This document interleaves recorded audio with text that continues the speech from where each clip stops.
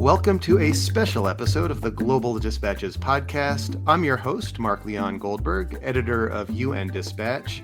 And each day this week, we are bringing you live coverage from the 76th United Nations General Assembly.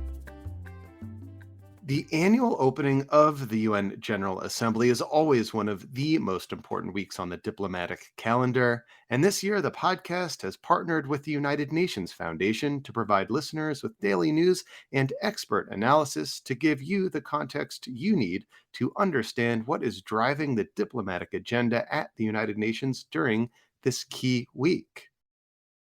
We are recording today's episode live at 4 p.m. in the afternoon on Friday, September 24th. This is the final day of our live coverage of the 76th UN General Assembly, and today's show features three excellent guests. Yesterday, I spoke with Peter Maurer, the president of the International Committee for the Red Cross. He had recently participated in a G20 meeting on Afghanistan on the sidelines of UNGA, and in our conversation, we discuss ongoing diplomacy around the crisis in Afghanistan. Our final guest is the president and CEO of the United Nations Foundation, Elizabeth Cousens. She is a veteran of many UN General Assemblies, having previously served as Deputy U.S. Ambassador to the United Nations. We discuss her key takeaways from this week in diplomacy.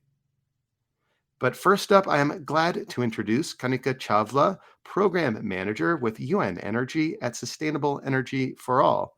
Welcome, Kanika. Hi, I'm so happy to be here. Well, thank you so much for joining us in what has been a very busy day. Earlier this morning, the Secretary General hosted an apparently very consequential meeting on energy and energy transitions called the High Level Dialogue on Energy. Before we discuss what happened at this meeting, can you set the scene for us? Why was this meeting called in the first place? Thank you. No, I think that you're absolutely right that it was in fact a very consequential meeting, and the day is not yet done. And we have several global leaders from around the world who are continuing to make their interventions. But to talk about why this day is really important. In 2019, the UN General Assembly agreed that there was a need for a global dialogue on energy. And the last time that there was a Secretary General-led summit on energy at the UN General Assembly was 40 years ago. So while we talk about a lot of energy as kind of a lever for climate action, and that's something that's discussed often and widely, what we don't do enough of is to think about energy in all of its intersectionalities. And in 1981, when the last of these dialogues happened, the world was facing an energy crisis. And it was the global oil crisis.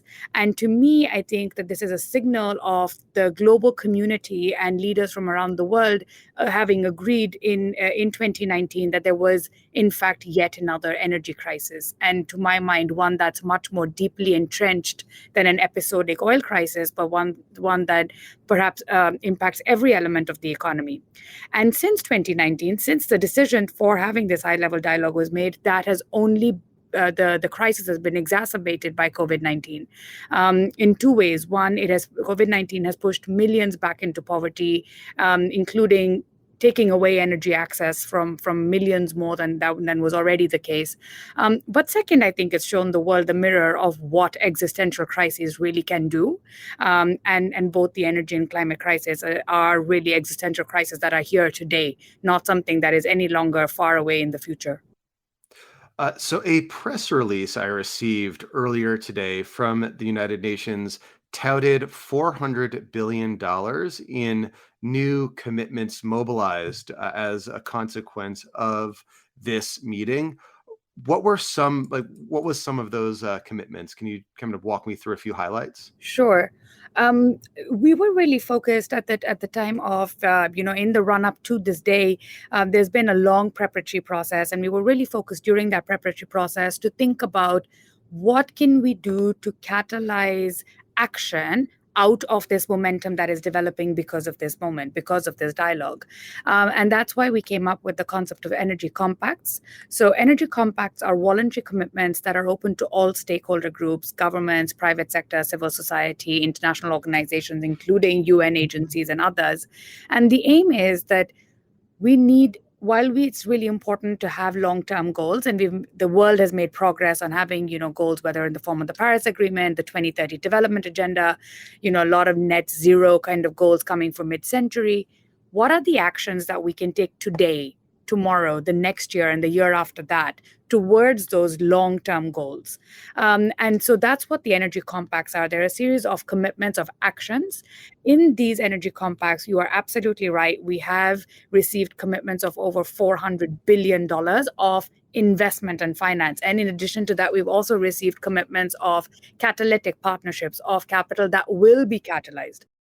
Can you maybe just cite one or two examples just Sure. to give listeners a flavor of what we're talking about? Absolutely. So what I do want to say is that this includes governments. So we received over $60 billion of commitments from governments.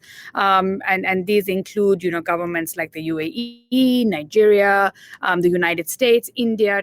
All of these countries have put forward energy compacts.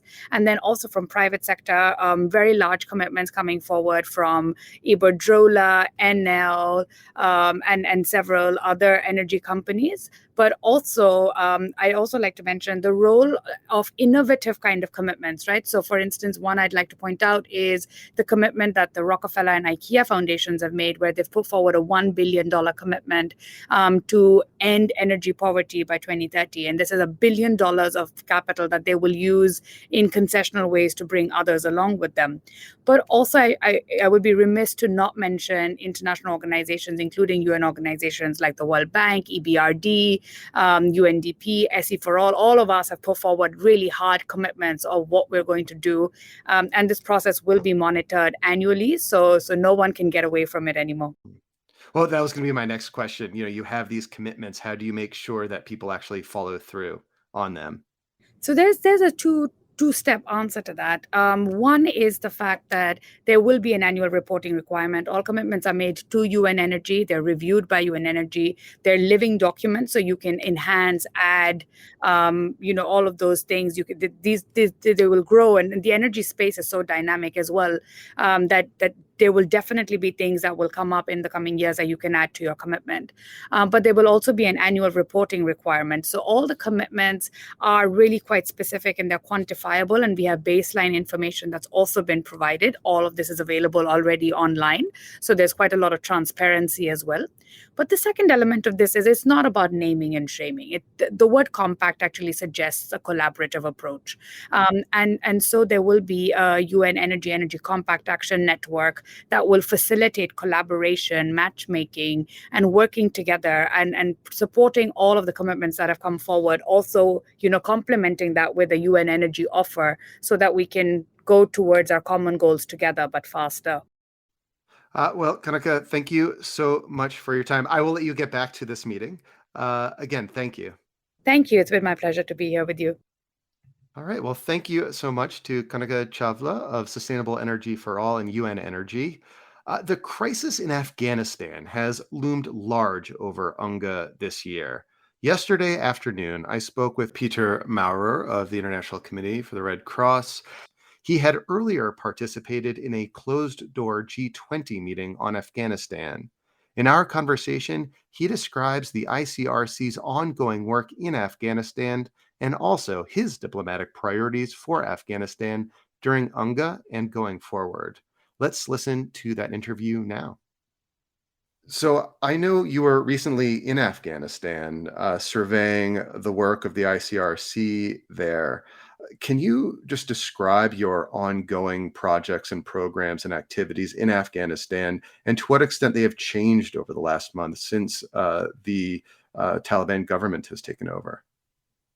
We have been engaged in Afghanistan over the last more than 30 years, and we have been in Afghanistan when the Taliban had their first government. We have seen Afghanistan and been active at quite high level of the institution.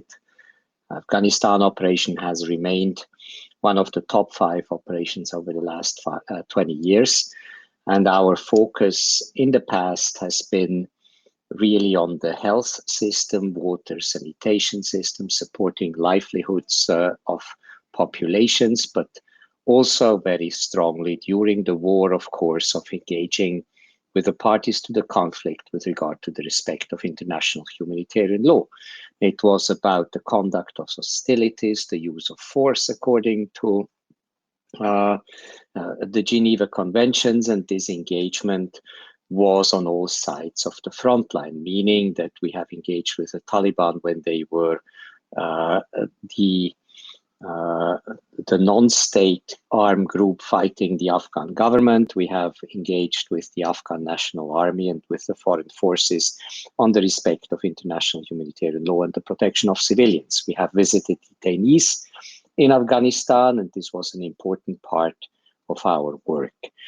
What has changed in both areas, I would say that after a couple of days of insecurity, what was happening, our overall assistance programs in health, water, sanitation, and livelihoods have continued.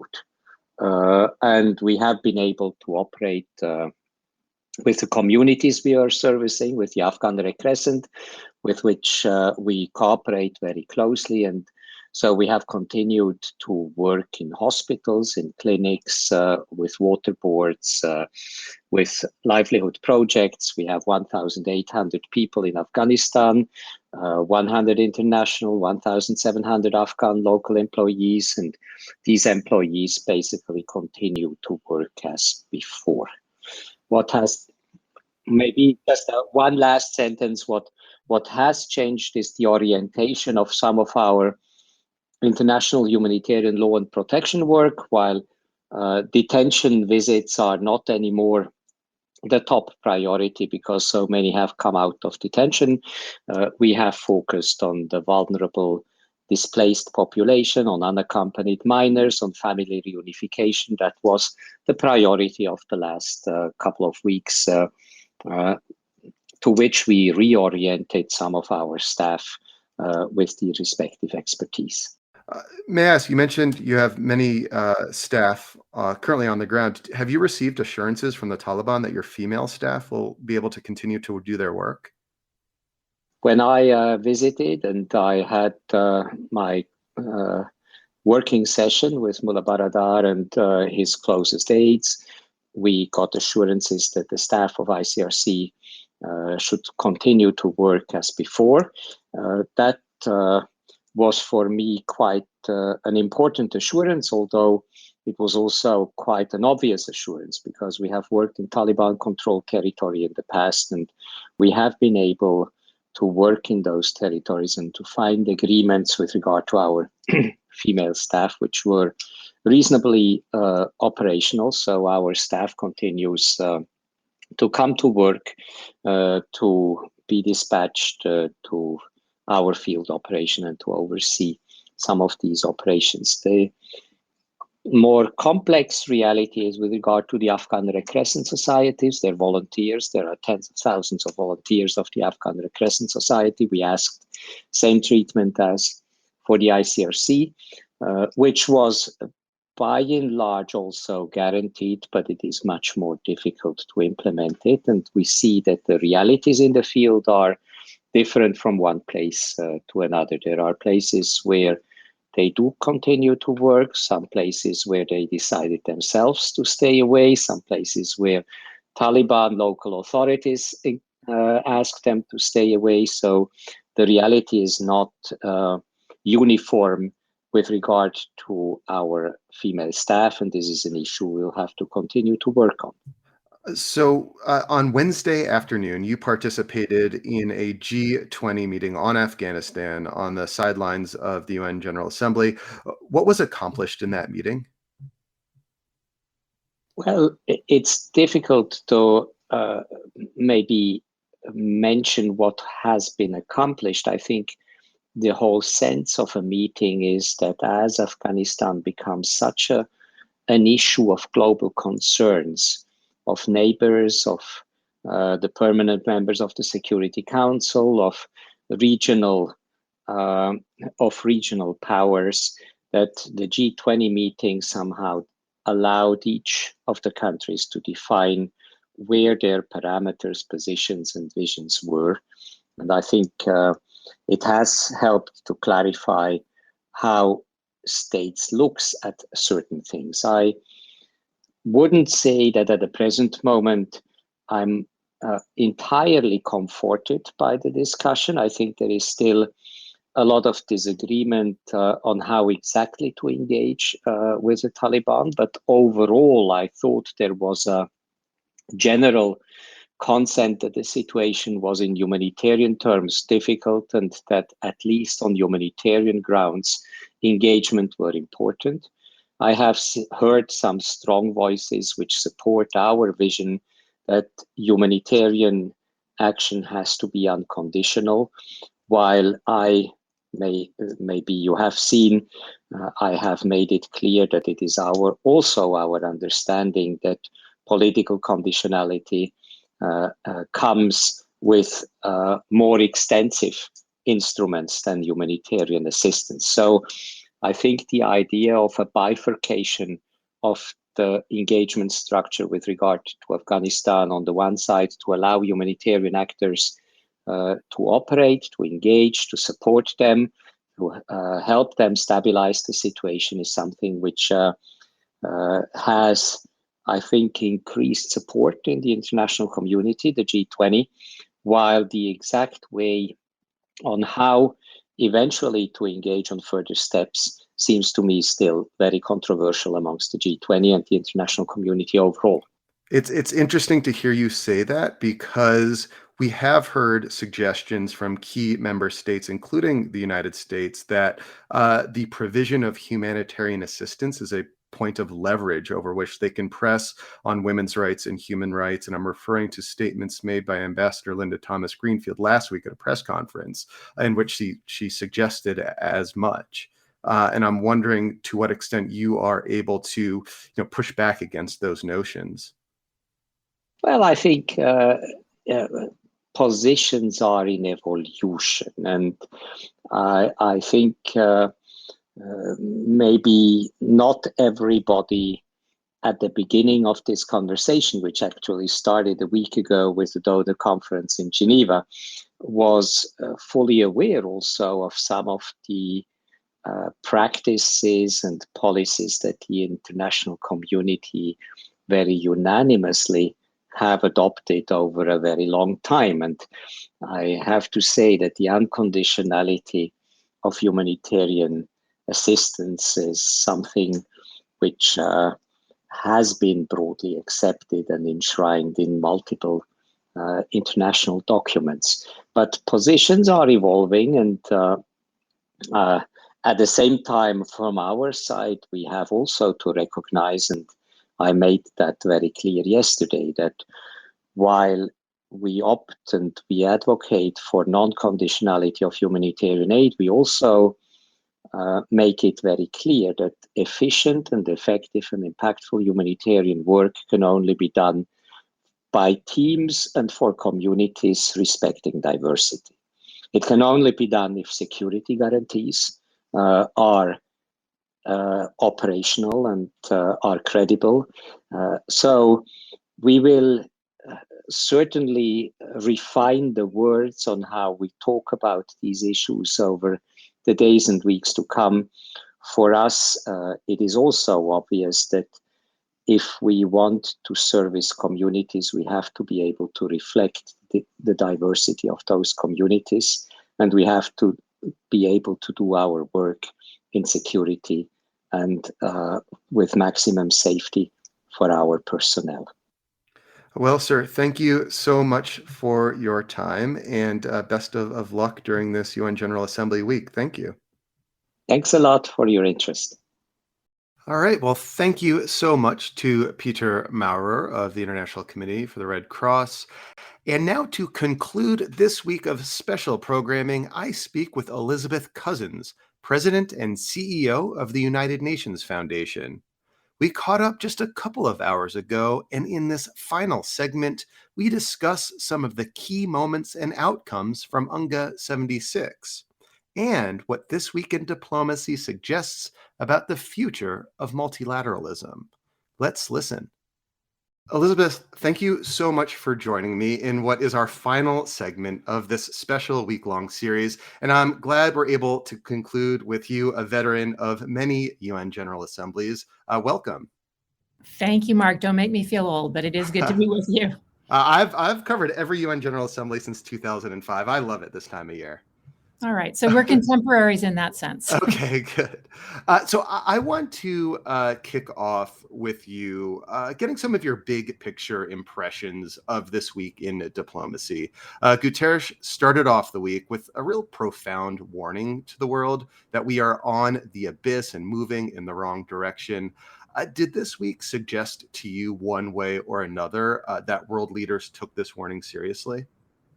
Yeah, well, thanks, Mark. The Secretary General has actually been warning for some time about the gravity of our situation and well before the pandemic. The pandemic has just put the sharpest possible point on all of those earlier warnings. And I do think we are finally seeing leaders take that seriously. So in speech after speech this week, we heard extremely blunt assessments, many of them in precisely the same terms as the Secretary General, talking about our collective failure to date to act on the very clear warnings we see around the world and the need for heightened international cooperation. Every tough issue we face is one that crosses borders. It's one that reinforces our interdependence. And so that imperative is so strong. And just think about a few of the speeches we heard. So President Biden talked about how the biggest crises affecting us today are borderless. The South African president said the COVID-19 pandemic has forever changed the nature of multilateral engagement. The Philippines, we need to expand our notion of us. Costa Rica, the best way to deal with our interconnected planet and the best way to be selfish is to be supportive and generous. We heard speech after speech sounding those kind of themes. Equally also from business leaders who were speaking in other fora throughout the week. And it goes beyond speeches. So, I would point to a number of the new climate commitments we saw over the last week. Not far enough, but farther than we'd been, and extremely important.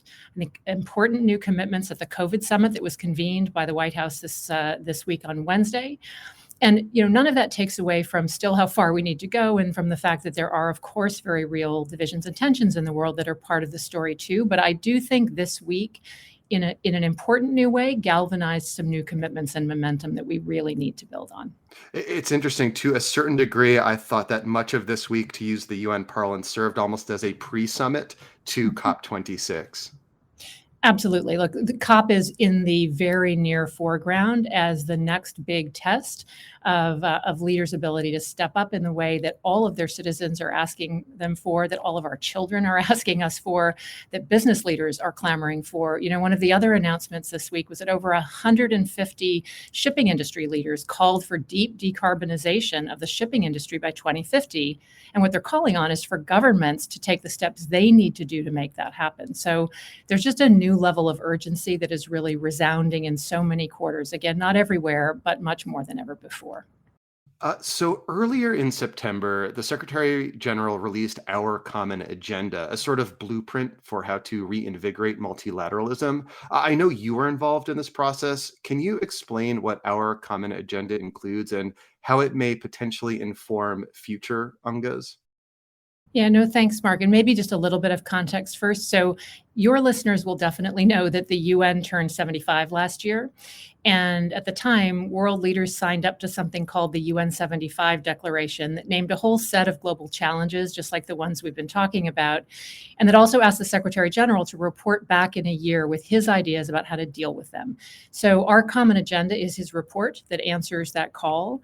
It lays out his vision. It makes a number of very specific proposals for how to renew, to reinvent, and to strengthen cooperation to deliver real results for real people in real ways. And he lays out three basic arenas for action. First, work that governments and citizens need to do to repair broken trust and inequity in their societies. All of our countries are the building blocks of the world, and so global cooperation really only works when we're all in slightly better shape. Second, work that we all need to do to deliver for young people and future generations. Half the world today is under 30. 10 billion people are expected to be born in this century still. So young people are today inheriting crises they had nothing to do with creating, and that clearly has to change. That's his second big call. And third, he talks about ways we need to rethink global cooperation to deal with both old and new threats. So He talks about protecting the global commons, like our climate. He talks about global public goods we need to invest in, like pandemic preparedness.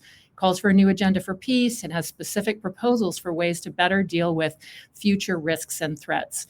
He makes a very compelling case. This is all essential to be able to meet all the prior commitments that have been made, like the Sustainable Development Goals.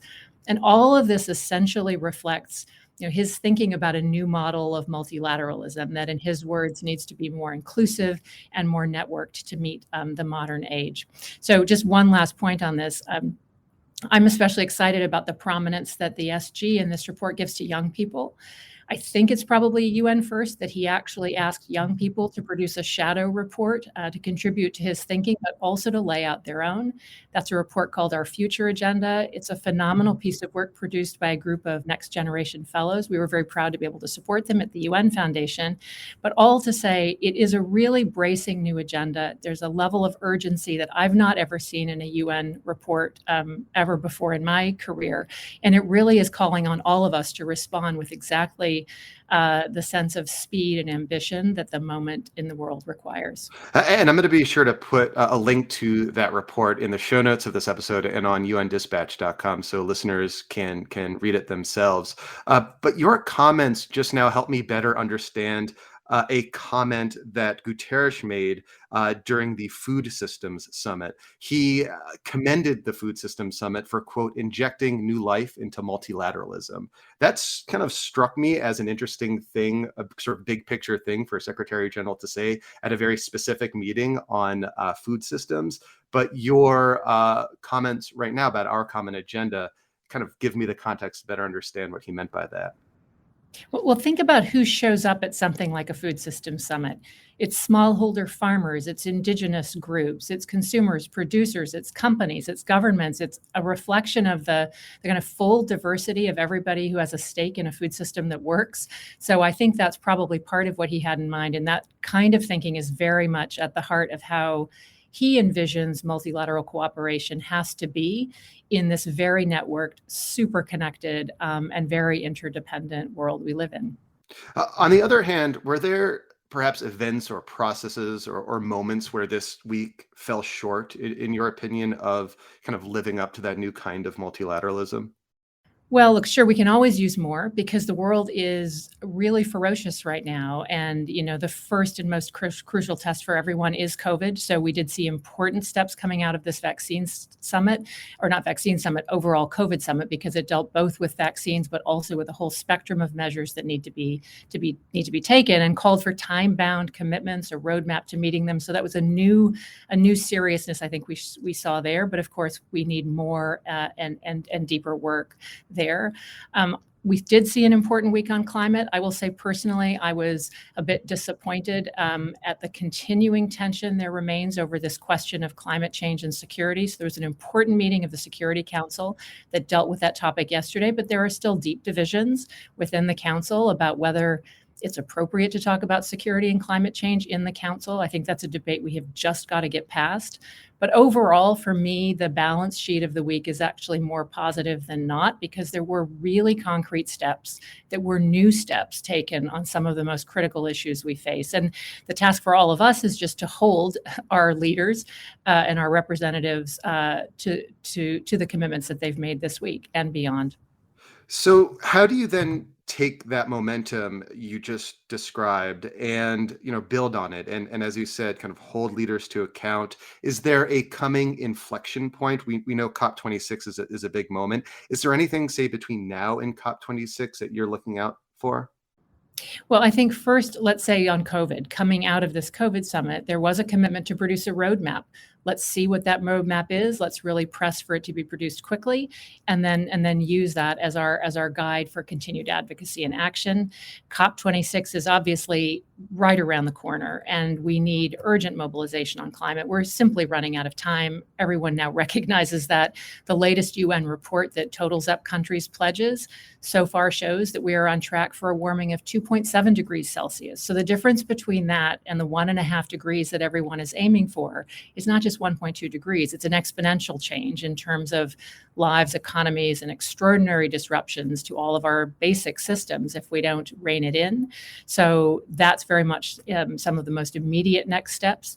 But I think we also need to take this, the outcomes of this week into our own lives and our own politics in our own countries, because there are all kinds of issues on our respective agendas that relate to some of the topics that are being discussed at the global level, but that very much are about, the choices we make right here at home and in every country around the world. So there are all kinds of near-term steps that I think we can also take as individuals, as leaders in our own communities, around exactly the kind of imperatives that were discussed here this week. Well, Elizabeth, thank you so much for your time at the tail end of a very hectic week. Thank you. Thanks so much, Mark. It's been a real pleasure spending time with you. Big thank you to Elizabeth Cousens and to all our guests throughout this special week of live coverage of the UN General Assembly. I had a lot of fun. I hope you enjoyed it and found our coverage useful. If so, I'd love to hear from you. You can email me using the contact button on globaldispatchespodcast.com or hit me up on Twitter at Mark L. Goldberg. Thank you all for your time this week, and we'll see you next week.